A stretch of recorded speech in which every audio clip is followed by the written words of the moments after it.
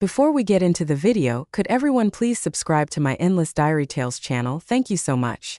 In my previous life, my wife suddenly had a heart attack and was taken to the hospital by a colleague. By the time I arrived at the hospital, my wife had already passed away. I couldn't accept this blow and fainted. When I woke up again, my wife had already been cremated. There was no time to grieve as debt collectors came knocking on my door. Only then did I find out that my wife had accumulated millions in loans, and I was the sole heir according to her will. 10 years later, I was hunched over picking up trash on the streets. I saw my wife, who was supposed to be dead, driving a luxury car and laughing with her first love. She smiled and threw down $100 bill, thanking me for my efforts. My body had long been worn out from exhaustion, and I died on the spot from anger. When I opened my eyes again, I had returned to the day my wife had a heart attack. Chapter 1. Brother-in-law, you need to restrain your grief and take care of yourself. We did our best to save her, but Sister Melissa still. Gloria, Melissa's best friend and attending physician, spoke regretfully, using some medical terms I didn't understand. She helped me sit on the sofa. Brother-in-law, you better not look. I'm afraid you can't bear it. I looked at my still youthful self in the glass opposite, without the scars from long-term labor on my hands. After taking a few deep breaths, I finally confirmed my rebirth. In my previous life, when I received the news of Melissa Wu's heart attack, I rushed to the hospital, running 3 red lights along the way, but still arrived a step too late. Holding the death certificate, I regretted it endlessly, banging my head against the wall, blaming myself for not personally taking Melissa to work. Maybe it was the excessive grief, or maybe it was from banging my head. I fainted in the hospital. When I woke up, Melissa had already been cremated, leaving me with only a small urn of ashes. I hugged the urn at home, refusing to eat or drink, but what came instead were several lawyers with major loan companies knocking on my door. It was only then that I found out I was the sole heir in Melissa's will. I struggled to get a grip on the financial situation. I discovered that Melissa's company had been sold by my mother-in-law, Laura, leaving me with millions in loans. The house was soon forcibly auctioned by the court. I had nowhere to go, and when I sought help from Laura, she refused to see me. The following days were extremely difficult. I lived in a small shed with debt collectors coming to my door almost every day. To survive and repay the debt, I worked 4 jobs daily, but even after court enforcement, I could barely make ends meet and had to endure illnesses without treatment. Until one day, while picking up trash, I saw Melissa, who had been dead for 10 years, driving a car and laughing with her first love. I rushed up to take a closer look. Melissa made no effort to hide her identity, mocking me for looking 70 at 40, and threw me $100 bill, thanking me for my efforts over the past 10 years. I died on the spot from anger while Melissa drove away as if she hadn't seen anything. Thinking of this, I made a decision. In my previous life, you faked your death. This time, I will make you truly dead. Chapter 2. Gloria kept urging me to drink water, but I came to my senses and didn't drink it, because I remembered that in my previous life, I fainted after drinking this glass of water. I was almost 100% sure there was something in it to make me miss Melissa's cremation. I put down the glass of water and walked to Melissa's bedside, ignoring Gloria's obstruction. Although I lifted the sheet, Melissa's face was rosy, and her breathing looked smooth. It was only in my previous life that I was too sad and too foolish to notice this. I raised my hand and slapped Melissa's face hard. Melissa didn't move an inch. It seemed she was afraid I would find out, so she was directly anesthetized. This was even better for my plan. Gloria screamed, thinking I had discovered Melissa was pretending. Brother-in-law, you can't be so harsh even if you're angry. We can explain everything. Thinking of the pain in my previous life, my anger surged. But I didn't stop hitting Melissa hard all over her body. Seeing Gloria on the verge of breaking down, I acted like I hated Melissa for not living up to my expectations. I told you not to stay up late to get a checkup. Why didn't you listen to me? What am I supposed to do now that you left me alone? Gloria thought I hadn't discovered anything, believing I was just expressing my grief through hitting. But seeing how harshly I was hitting, she was a bit worried, stammering, "Brother-in-law, take it easy. Sister Melissa will feel pain." I stopped, looking at Gloria like she was an idiot. Why, Gloria, do newly dead people feel pain?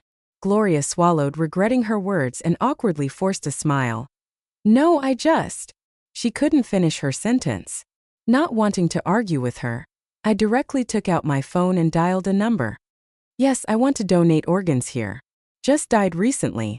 Come quickly. Gloria wanted to stop me, but due to her position, she quickly took out her phone and sent a message. Chapter 3. The people from the organ donation office arrived within minutes. I put on a sorrowful expression. My wife was always a kind person. With this unexpected death, I hope her life can continue by saving more people. The doctor from the donation office shook my hand firmly. I thank you on behalf of those families. May I ask which organs you want to donate? I glanced at Gloria and sighed. My wife died of a sudden heart attack. I'm not sure which organs can still be donated. Just perform an autopsy and see. If there are no usable organs, then donate her body for medical research. Gloria blocked the bed. No, brother-in-law. Melissa didn't want to donate her organs. She told me this before. We must respect her wishes. I wiped away my tears. Gloria, I am Melissa's husband. I can make this decision. You and Melissa are just good friends without blood ties. We both know who has the final say here. Besides, every minute you delay means more organ deterioration. You're a doctor too. Don't you want to save lives? Yes, Dr. Gloria, please step aside. The organ donation staff echoed. Gloria refused to move. I just contacted Aunt Wu.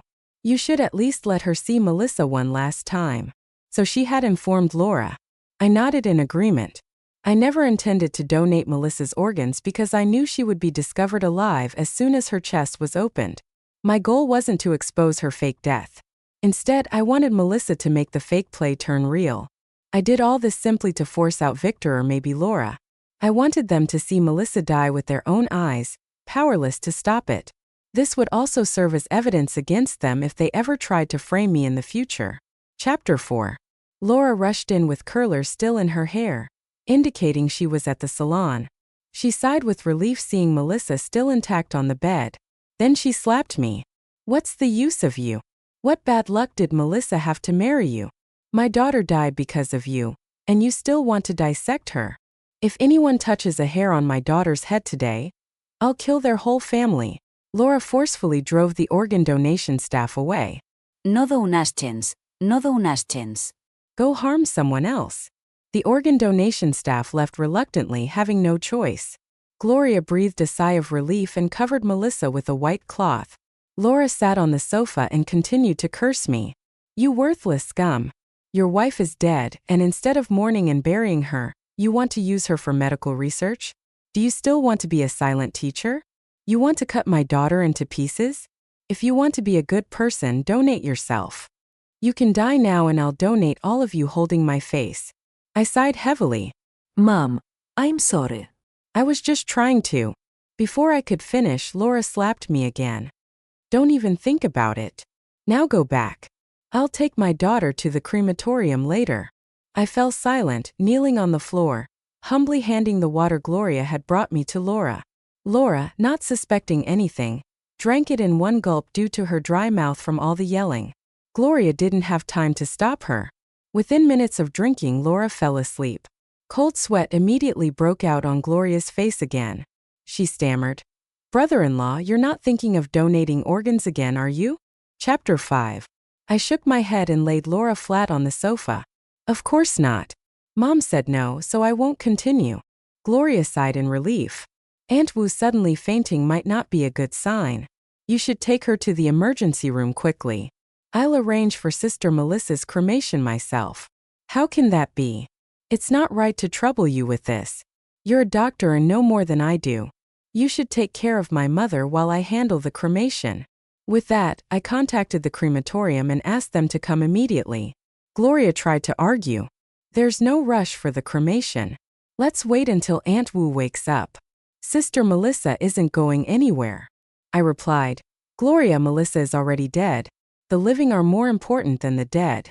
You and Melissa were as close as sisters, but today you're not even sad and keep saying strange things. What exactly do you want? Gloria was frantic like a cat on a hot tin roof, trying desperately to wake Laura. But Laura remained unconscious. By the time the crematorium staff had taken Melissa away, Gloria couldn't hold back any longer. She grabbed my sleeve, her voice hoarse. "Brother-in-law, I think I just saw Sister Melissa move. Let's try to save her." I held the death certificate in front of Gloria. "Gloria, think carefully before you speak. Have you considered the consequences if Melissa is actually alive? What responsibility would your hospital bear? And what responsibility would you bear? This is called murder. This is recklessly disregarding human life. I don't know if the hospital can continue operating, but you would definitely go to prison. So think again, did you really see Melissa move?" Gloria was at her wit's end and had no way to refute me. I sneered and shook off her hand, following the crematorium's car. Gloria let out a cry and started making phone calls. Chapter 6. I looked at Melissa lying on the stretcher and couldn't help but laugh. In my previous life, when I met Melissa on the street, although 10 years had passed, her face looked almost the same, with hardly any signs of aging. I threw myself in front of the car, wanting to recognize her, wanting to see if it was really Melissa, wanting to express my longing for her over the years. Melissa squinted her eyes and took a long time to barely recognize me, laughing. "It's you. How come after just 10 years you look older than my grandfather?" At that time, my voice was hoarse and I was hunched over, indeed not looking like a 50-year-old. I stuttered. You weren't dead?" Melissa and Victor, who was sitting next to her, laughed heartily. "I faked my death to get rid of you." Although Melissa didn't finish her sentence, what else was there for me to not understand? If she had asked for a divorce directly, I couldn't have refused. But a direct divorce would have meant splitting her assets with me, and gaining a reputation as a cheating woman. Faking her death was different. It not only left all the debts to me but also allowed her to transfer all assets and boldly be with Victor under a new identity. I was too angry to speak, while Melissa seemed eager to continue mocking me. "Actually, at the hospital I could hear you talking. I still haven't forgotten how you cried. I'm really curious how a man can cry like a goose. It is really fun." "Ah." Amidst her mocking laughter, I clutched my chest and collapsed. Victor exclaimed, "Wife, she's not trying to scam us, is she? Let's go quickly." Melissa also shouted about bad luck and drove away, not caring about my life or death. My last memory was watching the car drive away before everything went dark. Chapter 7. I was still immersed in painful memories when I noticed Melissa's fingers seemed to move slightly. It looked like she realized she was about to be cremated and the anesthesia was wearing off, causing her to start waking up. I urged the driver to go faster. "Driver, please hurry up. My mother-in-law is trying to take my wife's body to donate it. I just want my wife to leave and come back whole." The driver acknowledged and stepped on the gas, increasing the speed significantly. I leaned down on Melissa's chest, listening to her steady heartbeat, and said everything I didn't have the chance to say in my previous life. "I know you're not dead. I also know you've been cheating and staged this whole act to run away with Victor, leaving me to pay the debts. But I don't hate you. I've decided to respect your wish. Since you want to die, I'll make sure you get cremated as soon as possible. I know you can hear me now, but I'm not sure if you can feel pain. I hope you can, so you can experience the cremation. After all, you might be the first person to be cremated alive. You might be wondering why I'm doing this or how I know all this. It doesn't matter now because I've lived through today once before. In my previous life, I believed you as you wished and lived a miserable life. So don't blame me, you owe me this." Melissa's fingers trembled slightly. She couldn't move, but tears started streaming down her face. I wiped away her tears. "Already crying? You'll have plenty of time to cry once you're in the crematorium." My phone kept ringing non-stop. It was calls from Gloria and Laura, but right now I was just a grieving man who had lost his wife and had no intention of answering the calls. Chapter 8. Thanks to the driver's speeding, we arrived at the crematorium in 20 minutes, a trip that usually took half an hour. However, there were many people at the crematorium today, and it would be at least an hour before it was Melissa's turn. I walked around frantically before finding the person in charge. My wife died suddenly of a heart attack. My mother-in-law fainted upon hearing the news and is now being resuscitated in the hospital. I need to get back to her quickly. Please let me cremate my wife first. I don't want my mother-in-law to suffer too. The crematorium staff had never encountered someone wanting to cut in line for cremation. He hesitated. I understand you're in a hurry, but others have been waiting too. It's not fair to let you cut in line. Despite his words, he subtly extended his hand, indicating he wanted money. Knowing time was of the essence, I took out my phone and transferred him 2,000 yuan. Please help me out. I'm an orphan. My wife and mother-in-law have been very good to me. I can't lose my mother-in-law too. With the added incentive, Melissa successfully cut the line and was pushed into the cremation chamber within 10 minutes. Just as the staff was about to press the incineration button, I stopped him. I couldn't let him become an accomplice, and I wanted to take my revenge personally. After my strong insistence, the staff agreed to let me press the button. At that moment, Laura and Gloria's anxious voices echoed from the entrance. Stop! Stop! Don't cremate her. Laura, possibly still under the influence of medication or from the shock, collapsed at the entrance. Stop! Bring my daughter out. Gloria grabbed my hand as I was about to press the incineration button. Brother-in-law, wait.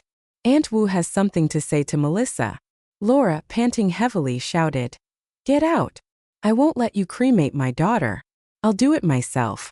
You take her out. At this critical moment, they still wanted to continue their fake death plan. I knelt down, speaking sorrowfully. Mom, Melissa is gone. Let's let her rest in peace. I am Melissa's husband. I won't leave. Our argument drew the attention of many onlookers. The staff, puzzled, said, What kind of tragic play is this? The crematorium is no place for this nonsense. He then moved to press the incineration button. Gloria and Laura, desperate, lunged forward to stop him, their faces twisted with desperation. The staff, startled, instinctively stepped aside.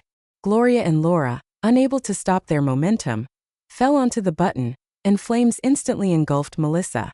Chapter 9. Ah!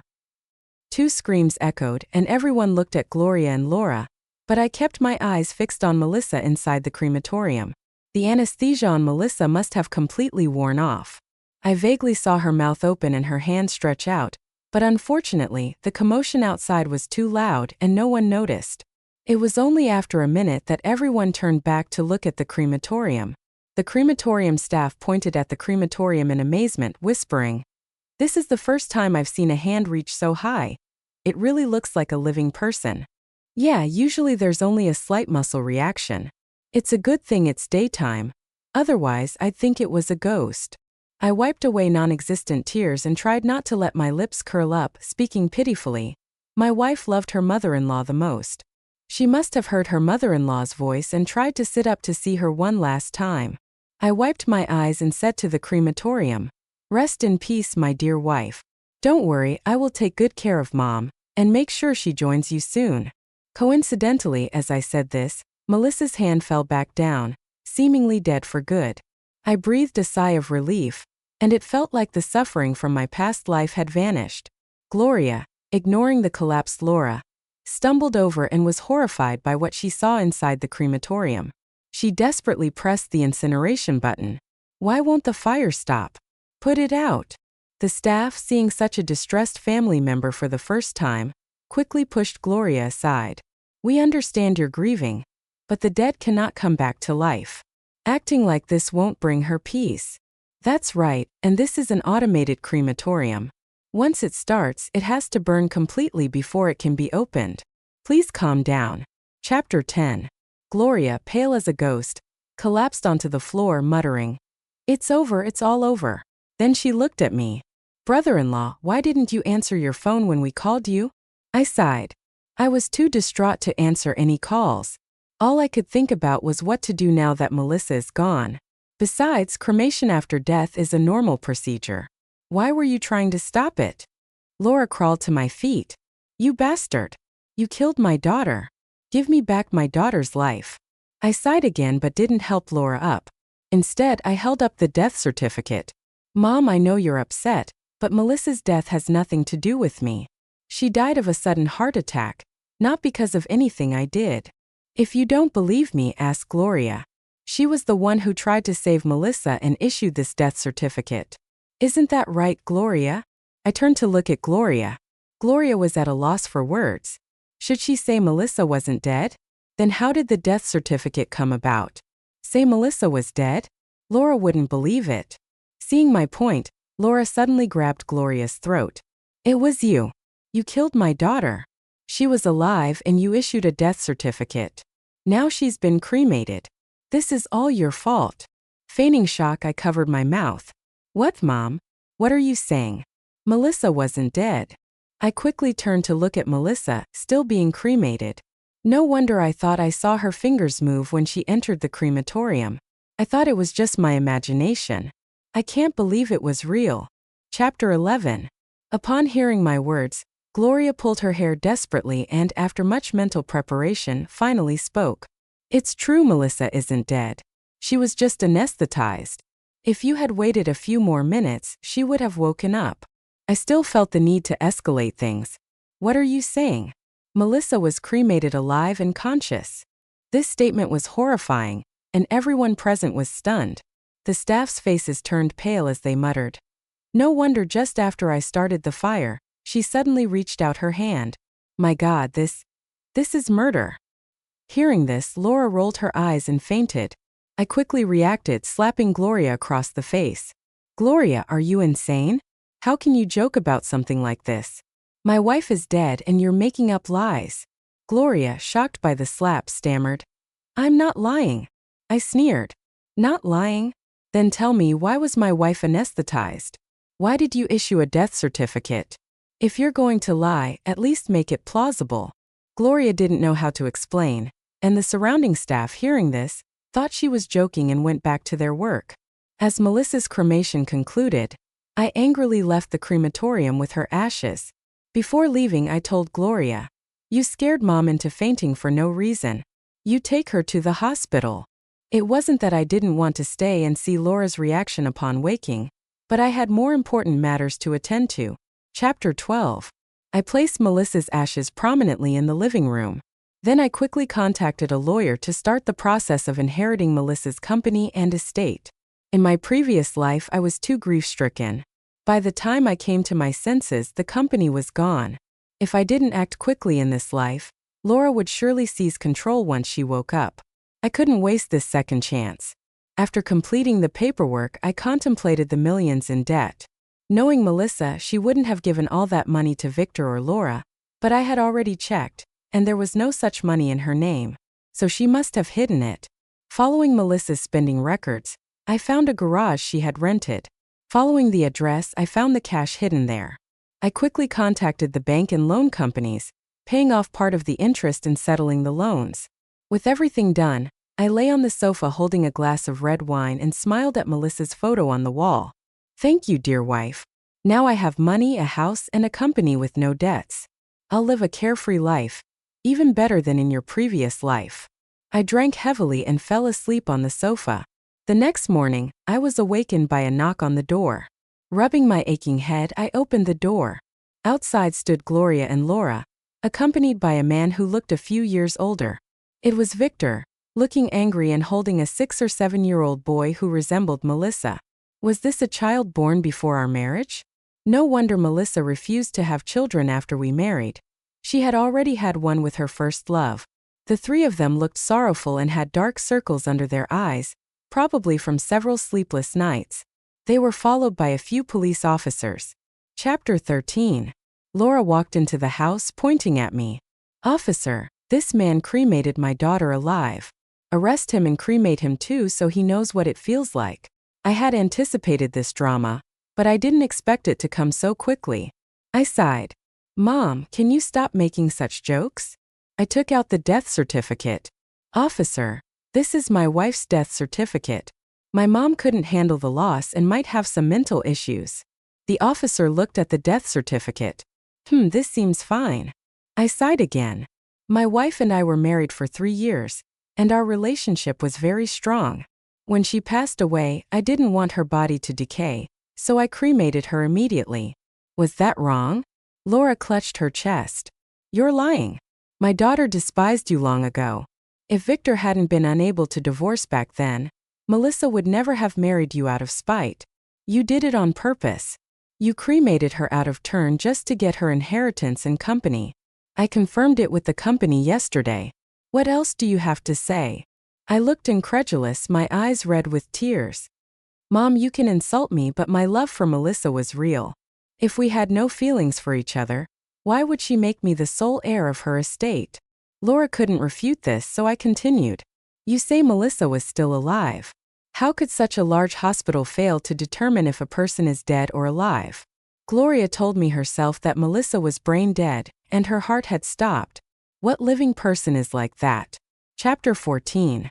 Laura signaled Gloria to speak, but Gloria kept her head down. It made sense. If she admitted the death certificate was fake, the consequences would be severe. It was better to stick with the lie. The situation reached a deadlock. Victor tugged on Laura's sleeve and she stopped talking. He sighed. Melissa really wasn't dead. I'm Melissa's boyfriend. We broke up years ago due to a misunderstanding, and she married you out of spite. I recently got divorced and came with my child to find Melissa.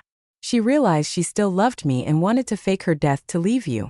Victor hesitated. But don't blame Melissa. She did it not to hurt you. She was a kind person. Now that Melissa is gone, we just hope you can accept this child and give him the inheritance he deserves. I took a sip of water and mimicked Laura's tone. You're lying. Then I sadly turned to Laura. Mom, I know you didn't get along with Melissa. She didn't leave you anything in her will, so you brought this child to frame Melissa and claim her inheritance. Isn't that right? Laura was almost driven to madness by my words, but for the sake of money, she held back. You're lying. I got along very well with Melissa. This is her child. I'm absolutely sure. I took out Melissa's will. Mom, why are you lying? If you got along well with Melissa, why isn't your name in her will? Why did she leave everything to me? Laura was speechless. Victor hesitated. He couldn't exactly say that Melissa made me her heir to saddle me with debts. Chapter 15. I glanced at the child standing behind Victor and smirked inwardly. So that's why my wife, who had pretended to be good for 3 years, suddenly stopped pretending, because her first love and son came back. However, I didn't feel sad since I'd already died once. I said calmly, you claim this child is Melissa's. Then please provide evidence such as a legally recognized paternity test or a birth certificate. Victor and Laura were taken aback. There's no paternity test because the child was born at home, so there's no birth certificate, but he is Melissa's child. I waved my hand. Officer, do you see what's happening here? They know my wife has been cremated and brought a child to claim the inheritance. They even falsely accuse me of cremating my wife alive. Their statements are completely contradictory. Laura, anxious, said, I can take a DNA test with the child to prove I am his grandmother, which would indirectly prove he's Melissa's child. The officer shook his head. That won't suffice. It only proves you are related to the child, but it doesn't establish Melissa's relation to the child. Even if it did, it wouldn't prove that Melissa was your only child. I held back my laughter. Part of the reason I insisted on cremating Melissa quickly was to avoid such situations. Turned out to be the right move. Laura and Victor exchanged glances, and Victor gritted his teeth. It doesn't matter whose child it is. Melissa wasn't dead. He cremated her alive. He's a murderer. He can't inherit Melissa's estate. Victor was right about that, but he needed to prove I was a murderer first. Chapter 16. I suddenly looked at Gloria. Gloria, tell us, was Melissa dead or alive? You're a doctor with a family. Think carefully before you speak. You may not remember, but I do. It was you and Mom who pressed the incineration button. If Melissa was alive, then you two are the murderers. I turned their actions of trying to stop the cremation into pressing the button on purpose. Laura didn't even have time to call me a liar. Gloria gritted her teeth, avoiding Laura and Victor's gaze. She was really dead. I breathed a sigh of relief, but Victor raised his phone. I suspected you'd lie, so I brought evidence. Victor played a video on his phone showing him Melissa, Gloria, and Laura sitting on a couch discussing the fake death plan. Melissa's voice, as disgusting as in my previous life, came from the phone. I'll get anesthetized. You find a way to knock out my husband and tell him I've been cremated. I'll give you $1 million once it's done. The video wasn't complete and didn't include the part where they discussed making me shoulder the debts. Gloria crouched down at a loss for words. I didn't know. Victor seemed relieved. I wasn't lying. You killed Melissa, so you should go to jail. The inheritance should go to Auntie. I acted frightened and didn't speak, brewing my emotions to appear genuinely sad, not pretending. Officer, I want to report them. These three planned my wife's fake death without telling me. I was devastated and didn't notice she was alive. I pointed at Gloria and Laura. They knew I planned to donate my wife's organs and cremate her. But they didn't tell me she wasn't dead. They did it on purpose so I would unknowingly cremate my wife, and then come to claim the inheritance. Chapter 17. I asked Laura and Victor. I knew my wife had passed away, so I followed the normal procedure to cremate her. Was that wrong? Clearly it wasn't. They hadn't expected me to speak so clearly. They thought I'd break down upon learning the truth and be easily manipulated. But I had already died once. I was no longer the naive and foolish person I was in my previous life. From the moment I woke up, I knew exactly how I would handle each step ahead. With a choked voice, I continued, I wanted to donate her organs, Mom. You were there. Why didn't you tell me the truth when you refused? If it was just about a divorce, why wouldn't I agree? You deceived Melissa, made her believe your lies, and chose to fake her death. Then you deliberately cremated Melissa, making me the villain who sent his own wife to the crematorium. How cruel can you be? Laura stammered. Melissa insisted that you must believe it, so I had to stop the organ donation and couldn't tell you the truth. I took out my phone. Then what about this? You called me on my way to the crematorium, proving you knew I was going to cremate Melissa. I was too heartbroken to answer, but why didn't you send a message? When I got to the crematorium, Melissa hadn't been cremated yet. Why didn't you tell me the truth then? Instead, you caused a scene and pressed the incineration button yourselves. Laura and Gloria were speechless. But I knew they were confident they had time. They thought they could distract me at the crematorium and still succeed. Desperation breeds bold moves. This drama ended without a conclusion, each side standing firm. The police took us all to the station for temporary detention pending investigation. Chapter 18. After a few days of investigation, the police found out that I was indeed a simple husband unaware of Melissa's affair. I never questioned Melissa's business trips, social engagements, or checked her phone. Neighbors, friends, and colleagues confirmed that we were a loving couple with no signs of discord. The home surveillance showed no arguments between us. The police couldn't know I'd been reborn. Based on the evidence, how could such a loving husband kill his wife, Laura? Gloria and Victor's statements were full of holes. They had countless opportunities to tell me Melissa wasn't dead but waited until after the cremation. Especially Gloria and Laura, who saw Melissa enter the crematorium but still didn't speak up, even pressing the button themselves. They claimed it was unintentional, but who would believe that? Not only that, the initial fake death incident was already extremely alarming. Thus, the investigation concluded that I was an innocent grieving husband, while the other three were charged with attempted murder. 6 months later, they were found guilty and sentenced to life imprisonment. Laura wasn't so fortunate. She died of a heart attack upon hearing her sentence. Gloria's husband divorced her and left with their children, devastated by her actions. Rumor has it Gloria attempted suicide several times in prison but failed each time. As for Victor, he contacted me several times begging me to visit him in prison. When I ignored him, he started writing letters pleading with me to raise the child for Melissa's sake. I sent him a letter back informing him that the child had been sent to an orphanage. I am no saint. I couldn't raise the child of someone who conspired to kill my wife. I then sold the house and used the inheritance Melissa left me to buy a larger, better located property. I kept Melissa's ashes with me, believing that if there is an afterlife, she would see how happy I am now.